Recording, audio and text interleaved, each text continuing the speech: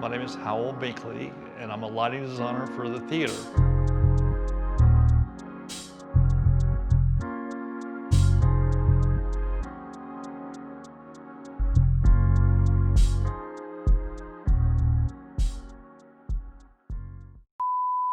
I grew up in North Carolina, and at a young age, began working at the Roadhouse, where all the road shows would come in.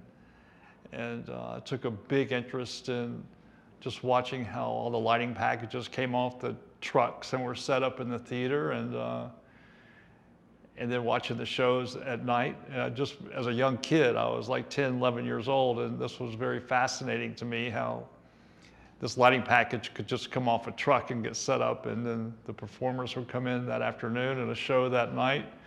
And then we took it all down, packed it on the truck, and they left, and we were back to Bear Theater. So as time passed and I worked more in that Roadhouse, I became just fascinated with how it all, the execution of it all.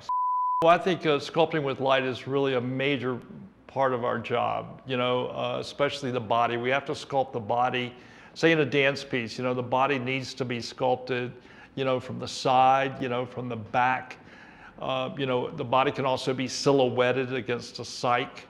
And I think that in terms just captivates that style of movement that the dancer is doing, and also kind of works with the music.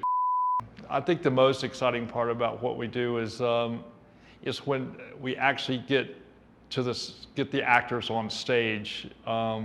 Say in Hamilton, a new musical that I just did on Broadway, where it's just it's a simple set, and here we have a whole entire show done on this, this one set. It's not like a lot of drops flying in and out, it's just one area. And my job in this show is really to dissect this whole show, to really frame it in a way that there's many locations throughout the course of the 50 songs that are in the show. So each song kind of has a new location, a new time of day, kind of a different feel, whether this song is a memory song from the actor, something that's going on in their head from the past, and how we attack that lighting-wise to convey to the audience is that's what's going on during the lyrics of the song, or whether it's a reality song about what's happening in the world today, sung by like the three sisters, and an introduction of each one, which will kind of is their exposition through the show. So each sister is introduced in a very unique way, but it's reality. Whereas a lot of other songs in the show are kind of a memory about what happened in the past, or kind of foreshadowing of the future. So you're going to put them in a very type of different light and that sort of thing. So that's kind of that's what I really enjoy about all the pre-work that's done as a lighting designer. It's really a lot of fun when we finally get the actors on stage and really starting to carve in with our tools to light the show. It's very exciting to me. How we approach really going into designing the show is I kind of use this word called formatting, and it's a process of kind of we'll spend hours and days and weeks with the director, set designer, costume designer, kind of formatting our way through the production, kind of mapping our way in a way. We'll have a rough set model, and we'll kind of start on page one of the script and kind of work our way through it with, taking like in, one scene at a time. And where's this scene going to be, and what scenery is going to be in it, and what part of the stage it's going to be on, and how we transition from getting out of this scene into the fields of hay and things like that. So it's really it's a mapping process, very similar to making a storyboard for film, but I just call it a formatting process. And a lot of these days too, projection is a big integral part of our shows that we do. So it's negotiating the real estate of where things are going to be, and how we get through the show. My way of kind of getting into the director's head, because usually during these formatting sessions, the director is very specific about what he's going to want in this certain scene.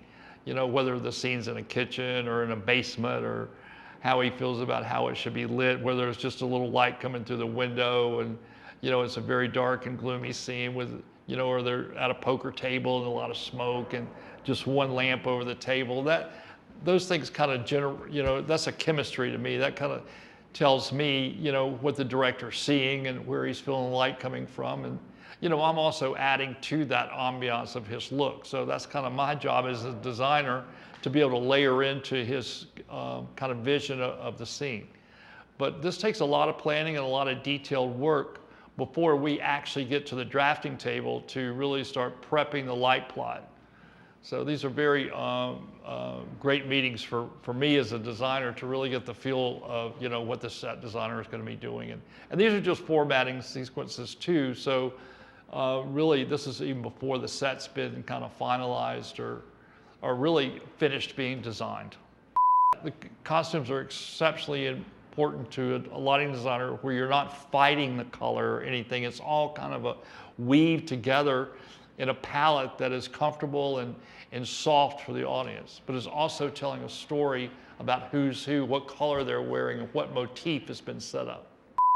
What we do is we build lighting cues, that they're called, for a dance number in a musical. So when they're moving and there's lighting changes with their movement, or lighting changes with the music. You know, I think a lot of the lighting changes are really kind of work with the sound, work with the orchestrations, work with the lyrics. So these are all called effects that the stage manager calls throughout the course of the evening. He or she calls all the lighting cues and a lot of the sound cues, and when scenery moves. This is all called by one person, and that's the stage manager. So that person has a huge job in driving the show. They call when scenery moves, when sound changes. All the lighting effects that we cue go into a computer. So during the course of the day, when we're setting the lighting, there is an actual programmer on a computer that all the lighting cues are set. So, and then all these lighting cues have a number. So we start, you know, at the top of the show with like cue 20 through 1,000. Like some shows have over 700,000-800,000 cues in them. So, but they're all on a computer, and they're all run by an operator. Now in the lighting world, we have automated lighting fixtures. These are computerized lights that store over 100 different colors. They also store patterns or gobos or templates of any design, and usually inside these certain units there's 3 wheels that house all these different templates. And these units, they iris in, they flash, they strobe, they flood out, and it's all done by computer, where a lot of the old conventional units were a fixed unit. It would just, you hung it and it focused, and it really had one job. So these computerized lights can do, you know, what one, you know, it would take, you know, 100 fixed lights to do what one automated lighting fixture can do now. So, and also the color temperature of the lights has just completely changed from that tungsten look that we had 20 years ago to the color temperature has just escalated to a whole different type of feel on stage. Especially now, a lot of the lights are LED source. So just that whole color temperature really, it just gives the stage a much more richness and colorful blend. It's really all a team effort in all departments to layer just the size of these shows now. And but it's a huge collaboration, and that's another great thing about what we do is we're always experimenting, we're exploring new layers, new elements, new types of lights, new types of sound. So it's really it's exciting. The students who are studying lighting and coming up and wanting to be lighting designers, the first thing I share with them is to go and see as much theater, dance, opera as you possibly can. I think that's where you'll learn as much as you go and see theater, you're going to see different techniques from different designers, scenery, costume, lighting, and see different directors' works and choreographers, and see what inspires you there, because I think the more you can see, the more it's going to instill into your own craft as a designer. So that's my main thing that I try to share with upcoming designers, and also I try to help them observe working designers in the field, to go and study how they work in a room, how they work with directors, how they are when we are in the technical process of mounting shows on the stage.